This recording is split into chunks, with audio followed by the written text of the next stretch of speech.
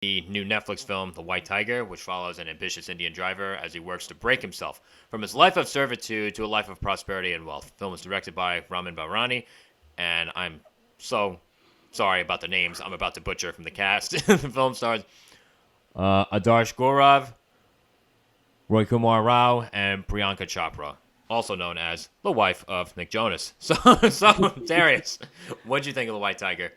Um, Honestly, this movie I really liked. I didn't expect to like it as much as I did because it reminded me of Parasite. And Interesting. and it mainly reminded me of Parasite because this film really tackled the ideas of showing the socioeconomic statuses and how different they can be amongst poor and the rich, and how how the rich see the poor, and etc. So I really liked The White Tiger for that, and that's why it reminded me of Parasite, because Parasite also tackled those issues as well.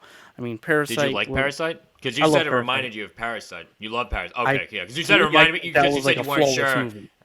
That honestly, that's a phenomenal movie. Like I walked out of there, I'm like, wow, I just watched something that I'd never seen before. But anyway, back Yeah. back to White Tiger. You were saying? Yeah, exactly. And so it was White Tiger, and one of the things I also liked was that we're seeing the Indian culture as well, Mm-hmm. more prevalent in America and shown. Like now it's on Netflix. Like that is awesome to see more Indian representation as well. And so with that in mind, I thought White Tiger. It felt more. I really liked it, but it definitely felt like the entire movie wasn't a giant act one, and the third and the climatic was really like a rushed act three. Yeah, that's it's funny because like here's the thing. There was something that I was feeling as far as like the overall feeling for the film, and there is a suspenseful feel to it. It's not very gory, but there's a very Yeah. suspenseful feel to it. But that's interesting that you say that. And again, I couldn't put it any better myself. Like I said, it's an act one. It just felt like it was just like building certain things to like a certain payoff. Like it didn't really feel like an act two. So that's interesting that you say that. I wish I could have worded that better myself. But going back to what you're saying, as far as we're seeing Indian culture. Like one of the strengths of this film is that I really did feel like immersed in all of India. Yeah. And as far as like contrasting the different parts of India, some of the more wealthier areas as opposed to some of the poorer areas, I'm like, wow, okay, like I definitely feel like I'm there, and especially with some of the parts of like the more impoverished villages, I'm like, I feel like I'm there, and I'm not sure I want to be. So like, Yeah, definitely. it felt like a tough watch at certain points too. Like I said, like nothing's gruesome, but like just seeing like what these people have to live through in these certain areas, it's kind of eye opening. It's just, and again, this movie takes place like about like what 15 years ago. Yeah. So to just think that like there's this kind of impoverishment within like relatively recent history in a country as big as India, it's kind of tough to swallow at certain points too. Yeah, definitely. It definitely offers a different perspective. And one of the things I also really liked about this film was that you had one Indian character, the main protagonist, Balram, who was from the poor Mm-hmm. area. Then you had the other guy who was much richer, but then you also had Ashok, the master. Priyanka's character who is from America. She was from India, but she moved to America. So now you're getting three different almost Indian perspectives. One that doesn't care about tradition all that much, the other that is a bit in the middle, and then the main one who is just bonkers mentally, just all over the place, trying to figure out exactly like sort of what he wants and how he's trying to get to a certain level. Like the ending, Mm-hmm. I didn't expect it to go that way.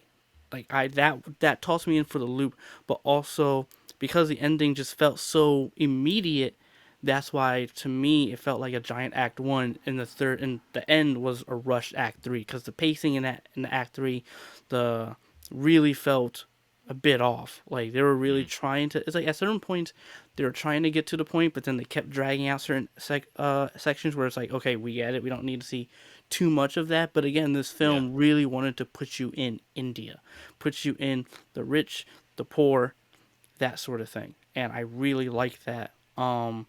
Was it? Did I listen? And of course, I brought up the comparison to Parasite. Did I like it more than Parasite? No, I like Parasite Absolutely way not. Not more even than close. this one. Not Um, even close. yeah. So like, just in general, just these three different ideals battling all each other, real, and with the main character Ballroom trying to basically absorb all of this in, and he sort of it's like at points he is more of a passive character than an active character, but then it starts to pick up towards the end, which is like, I wish that was earlier. Like Mm-hmm. I wish he had more self awareness to this earlier.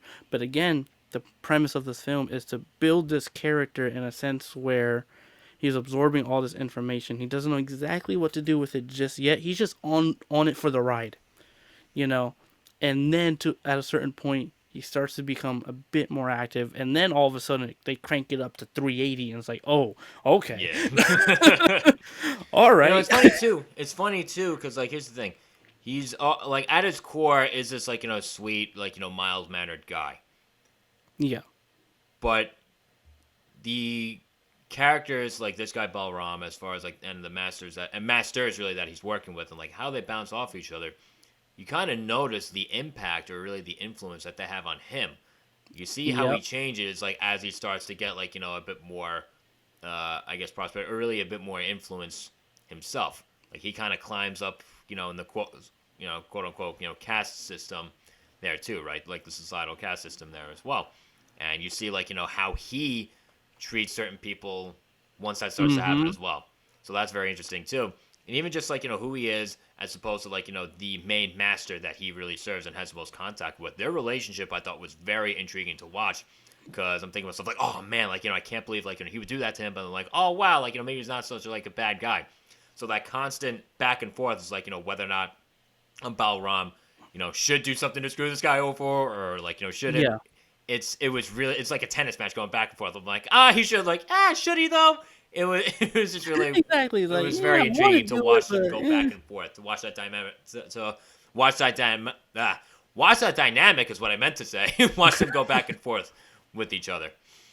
yeah, definitely. Like one of the things that also stood out to me was that he was developing in a very slow way, because again, Hmm. this character, he's interpreting and trying to take everything in, and then you start seeing, okay, he's acting a certain way because of this guy. Because I saw that pretty early on that he was starting to change in his actions, and I like that.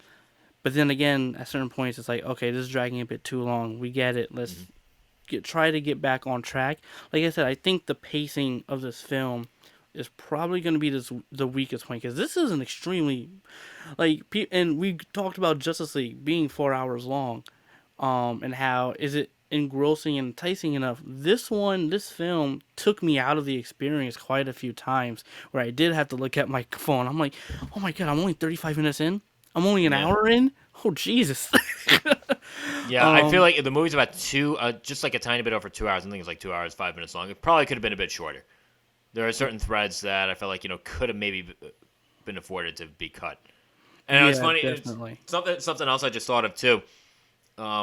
The fourth wall breaking, and I just want to get your opinion on it. But before we do, the fourth wall breaking, he's basically like typing an email to like the Chinese prime minister, and I'm thinking to myself like when he first starts doing that in the movie, I'm thinking to myself like, oh, all right. Is this a part of the movie production where they have to appeal to China somehow? Because like how every movie has to do Yeah, that now. They have to yeah. mention China like some gleaming light. Then he kind of talks about like them being like godless communists like, here and there. I'm like, oh okay, maybe not, maybe Yeah, maybe they're not I trying to didn't kiss get China's that. ass in this one. I don't know. Yeah, I think that was really just we're seeing, because they essentially showed the end in the beginning, Hmm. in certain ways. And so for me, when I was watching that, I was like, okay, what is this? But then when I started watching the film, I was like, oh, okay, now I get it. But just in general, this was really him almost coming out of his shell. Really, this is him Yep, becoming his the own White Tiger. person, even though he could be brutal at times, Hmm. and he's being the white tiger. And how even symbolically how the white tiger was played out in this film, I thought was great as well. Again, this movie definitely had a lot of great moments. The only One of the biggest flaws for me was really the pacing. I felt like Yeah, I there was were in times India. I where felt like I was with the culture, with these characters, with the ideals. The dynamic between everyone just felt so fluid and organic. It's just the it's palpable. pacing. Yeah, Hmm. it's just the pacing threw me off quite a few times, to the point where I had to check the time. Yeah, yeah, like there were definitely a few things there that I agree with you on. I gotta say the three main performances were very strong. This kind of ties into the whole fourth wall breaking, narration part, the voiceover narration in the film. I like that. there's a point where he's like, there's a point towards the very end where he starts addressing certain people, and you see him addressing certain people on screen. And I'm not sure how I feel about that because I'm like, this. It kind of threw me off because it's like, okay, like why is he randomly talking to this person now about all this? It kind of threw me out of there. It kind of felt like, True.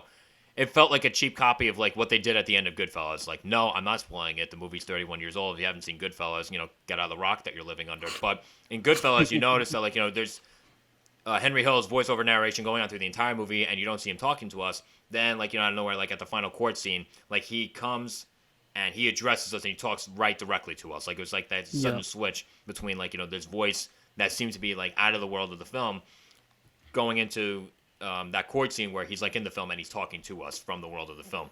Whereas in the White Tiger, there's this voice over narration going on the entire time, and then out of nowhere, he starts talking to like random people on the screen itself and in the world of the film itself. I'm like, all right, that seems like a bit of an odd transition. I'm not sure like why they're doing this. I don't think this really works.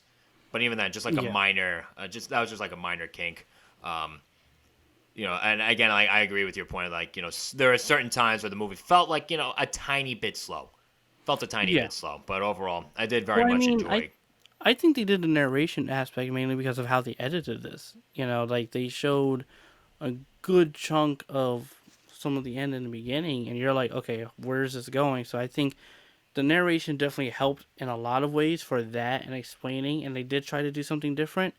It's just that at times, I think the narration kind of went a bit too far, or it's like, okay, we kind of get the premise, like, okay, we're in modern day now. Let's just see his experience now. And I guess they were trying to also add a bit more comedic element to him, which I Mhm. didn't think he was all that funny. I didn't Or either. yeah, so and again, it definitely felt like some of the comedy they were forcing into the character, and not he was a genuine funny character.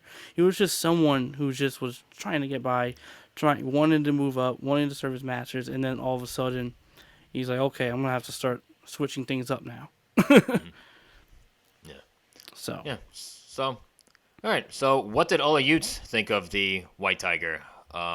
If there are any other movies you'd like for us to talk about, again, don't be shy. Just leave your thoughts in the comment section below.